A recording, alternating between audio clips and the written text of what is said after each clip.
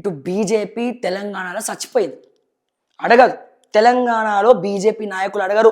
ఇది నేను చెప్పట్లే, ఇది నరేంద్ర మోడీ గారు మన భారతదేశ ప్రధానమంత్రి అయినటువంటి, మన దేశాన్ని వెళ్ళేటువంటి ప్రధానమంత్రి గారు, అత్యంత ఫ్యాన్ ఫాలోయింగ్ ఉన్నటువంటి, యువత ఫాలోయింగ్ ఉన్నటువంటి మా ప్రధానమంత్రి గారు తెలంగాణలో బీజేపీ గ్రాఫ్ లేదని చెప్పి క్లాసులు పీకినారు. సారీ, అడగారు. ఇద్దరు కలిసి పనులు చేసుకుంటారు. ఆడనేమో పచ్చగడ్డేసి బగ్గుమంటుంది, ఇక్కడనేమో హమీ తుమి ఏక్ హై, నీ గుండెలో గుచ్చుతాం ఏక్ హై అన్నట్టు పాటలు పాడుకుంటారు. ఇది తెలంగాణ పరిస్థితి. మధ్యలో మా తెలంగాణ ప్రజలేమో దీనమ్మ జీవితం, ఎవడొస్తే ఏంది, ఎక్కడ పోతే ఏంది, ఏ పార్టీ అధికారంలోకి వస్తే ఏంది, మా బతుకులు కుక్క బతుకులు అయిపోయినాయి, కుక్కల కన్నా హీనంగా అయిపోయినాయి అని చెప్పి ఏడుస్తున్నారు. రైతులు ఏడుస్తున్నారు. పత్తి కొనుగోలు చేయలే, వరి పంట నష్టపోతే పైసలు ఇవ్వలే, వరదలు వస్తే బురదలు వచ్చి ఇల్లులు మునిగిపోతే పక్కన చంద్రబాబు నాయుడు వాలంటీర్స్ని పెట్టి ఇల్లులు కూడా కడిగి గృహప్రవేశాలు చేసి మరి చంద్రబాబు నాయుడు గారు వరదలు వస్తే అక్కడ ఉన్నటువంటి ప్రజల ఇళ్లల్లోకి నీళ్లు బురద పేరుకపోతే అక్కడ మున్సిపల్ కార్పొరేషన్లో వాలంటీర్స్ని పెట్టుకొని హెల్ప్ తీసుకొని ఇల్లు మొత్తం కూడా కడిగిచ్చి నీట్గా చేసి ప్రజలను వాళ్ళ ఇళ్ళలో పెట్టిండు. నువ్వేం చేసినావయ్యా?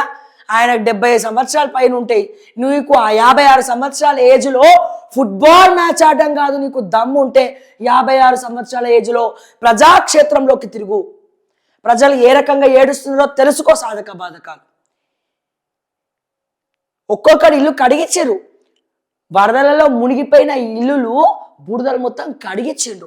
బురదలు కడిగి వాళ్ళని ఇళ్ళల్లోకి పంపించి ఎటువంటి ఇబ్బంది లేకుండా చూసుకున్నారు.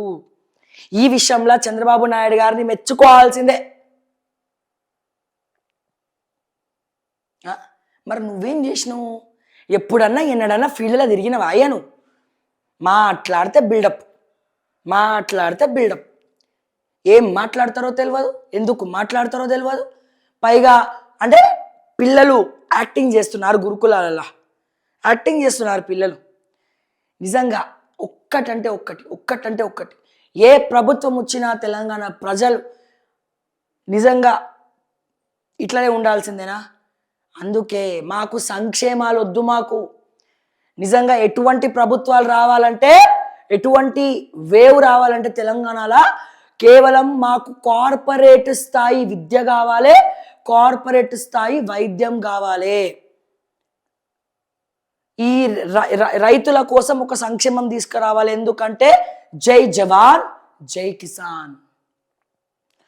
రైతులకి వరదొచ్చిన, బురదొచ్చిన, పంట నష్టం వచ్చిన ప్రభుత్వం పైసలు ఇవ్వాలి, వాళ్ళని నిలబెట్టాలి. ఖచ్చితంగా ఒక సబ్సిడీలు తీసుకురావాలి. వాళ్ళ దగ్గర నుంచి ప్రభుత్వం కొనాలి. ప్రభుత్వం కొని ఆ ప్రభుత్వం దగ్గర నుంచి ఇప్పుడు ఈ బీఆర్ఎస్ నాయకులు ఫామ్ హౌజులు పెట్టి, లేకపోతే ఇంకొంతమంది మీ కాంగ్రెస్ నాయకులు ఫామ్ హౌజులు పెట్టి మీరు ట్రాన్స్పోర్ట్ చేస్తున్నారు చూడండి వేరే దేశాలకు. గట్లనే మీ పొలాలలో ఎట్లనైతే వేరే వేరే దేశాలకు మీరు ట్రాన్స్పోర్ట్ చేయించుకుంటున్నారో మీరు పండించిన పంట, గట్లనే మా తెలంగాణ ప్రజలు, మా తెలంగాణ రైతుల ఏదైతే పండిస్తారో ఆ పండించిన దాన్ని గవర్నమెంట్ కొనుక్కొని వాళ్ళకు పైసలు ఇవ్వాలి. ఇచ్చిన తర్వాత మీరు దాన్ని వివిధ దేశాలకు ట్రాన్స్పోర్ట్ చేస్తారా, సబ్సిడీలు తీసుకొస్తారా, ఏం చేస్తారో అది మీ ఇష్టం.